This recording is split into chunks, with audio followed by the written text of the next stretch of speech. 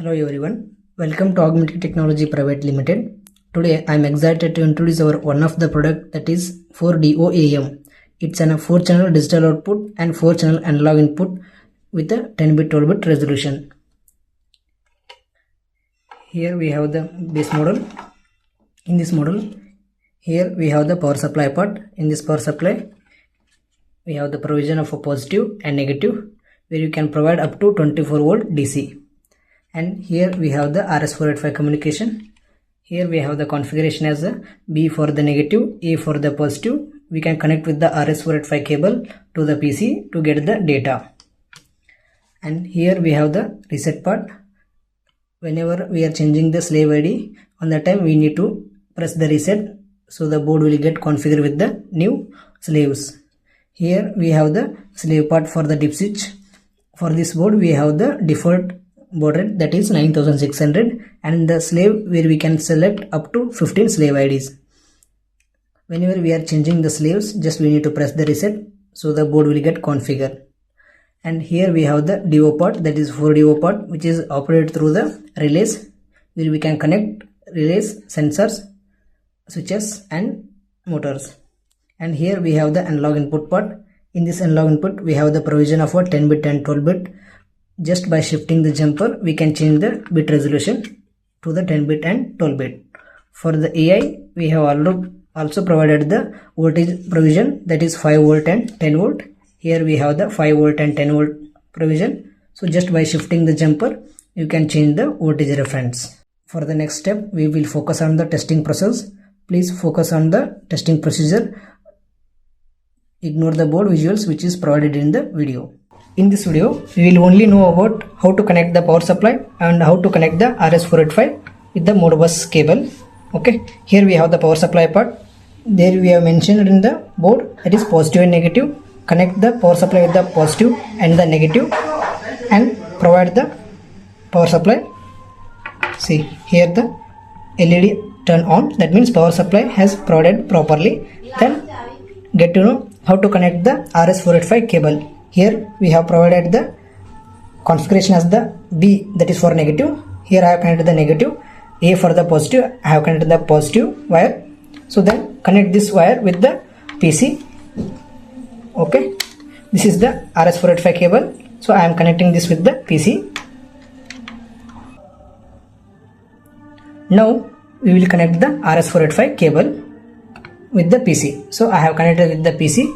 Now open the device manager.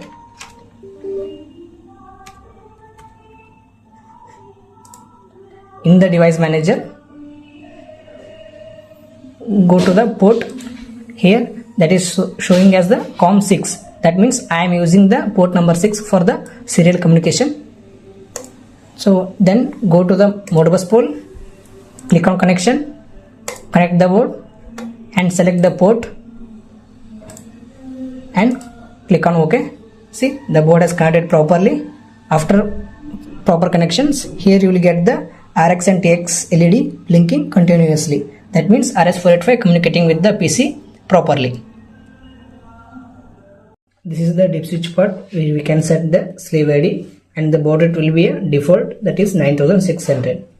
So now open the Modbus and connect the RS485 with the port number, and the default will be a 9600 baud rate. Okay, here the board has connected properly and here I am getting the data.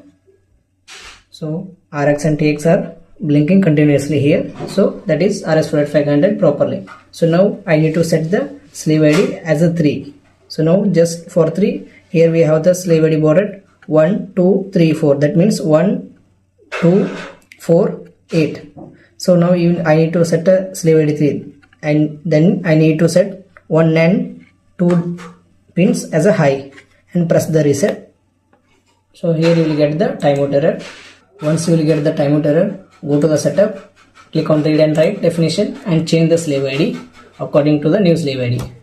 So here 3, the slave has connected properly with the slave ID 3. So now I will set the slave ID as a 5. So for that I need to hide the pin, first pin and the third pin. I need to hide the pin, then press the reset. So here you will get the timeout error. Once you will get the timeout error, do the same thing, go to the setup and change the slave ID, that is 5. See, the board has connected properly with the new slave ID. So now I will set the slave ID for 15. So for 15 I need to hide the all pins and then press the reset. So you will get the timeout error and change the slave ID with the new slave ID, that is 15. So here the board has connected properly with the new slave ID. And for this, if you have the baud rate will be by default 9600. Open the Modbus and click on connection. Connect the board with the port number with the serial port, okay, and the all baud rate and the everything will be default. Click on OK. See, here the board connected properly. Here you will get the RX and TX LED blinking with continuously. That means the RS485 communicating proper with the board. Now for the, according to the datasheet, the first register will be a DO part, okay. Here we have the 4 DO, the starting 4 register will be a DO part, and click on that, provide the value as the high and send the request. Within the second the LED has turned on, that means the DO1 operated properly. And do the same thing for the DO2. Click on that and provide the value on, send the request. Here the DO2 has operated properly. Do the same thing for the DO3. Click on that and provide the value as the high, then the DO3 operated properly. And click on the 4th DO, provide the value as the high and send the request. The DO4 has operated properly. That means the all DO has operating properly. There is no issue with the DO. Modbus.